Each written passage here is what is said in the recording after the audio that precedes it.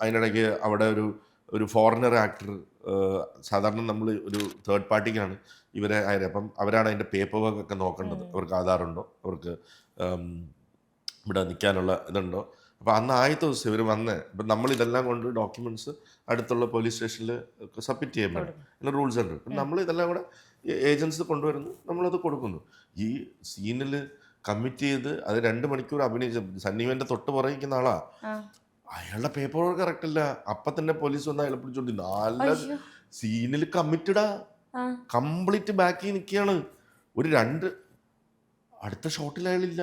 Director ടീമിനോട് ഞാൻ പോയി അതിൻ്റെ കൂടെ ഇതെല്ലാം കൂടെ നമ്മുടെ തല കയറിയിട്ട് അപ്പോഴാണ് ഈ ഷോട്ട് അഭിനയിക്കാൻ പറയണത്. ഒന്നാമത് നമ്മളുടെ ഷർബത് ഷമീർ അല്ലല്ലോ ഇത്, അത് നമ്മൾ യൂസ് ആണ്. പക്ഷെ ഇത് ക്യാരക്ടർ ഷിഫ്റ്റാണ്, കോമഡി പടമാണ്. അപ്പൊ ആദ്യത്തെ ഷോട്ട് വേണം ആ സിനിമയുടെ. അപ്പം ഞാൻ എങ്ങനെയാണോ അത് ക്യാരി ഫോർവേഡ് ചെയ്യുന്നതെന്ന് എനിക്ക് തന്നെ അറിയില്ല. അത് കാണിച്ചിട്ടാണ് മറ്റുള്ളവരും വന്നിട്ട് ഷർബത് ഷമീർ എന്ന് മറീദ് മാപ്പിള ആയത് വിജയബാബു ഇങ്ങനെയാണ് ചെയ്തിരിക്കുന്നത്. അപ്പം നമ്മളെങ്ങനെയാണ് ചെയ്യേണ്ടത്? ഇപ്പം അങ്ങനെയൊക്കെ ഉള്ള ഒരുപാട് പ്രശ്നങ്ങൾ അന്ന് വേണിച്ചേട്ടൻ ഇതിലേക്ക് ജോയിൻ വന്നിട്ടില്ല.